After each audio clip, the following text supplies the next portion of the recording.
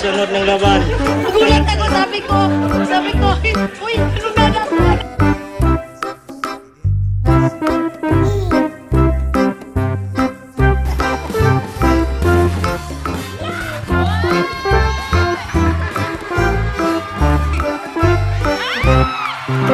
Gusto lang na patunayan na makanood ko sa yung mga talent niya. Gusto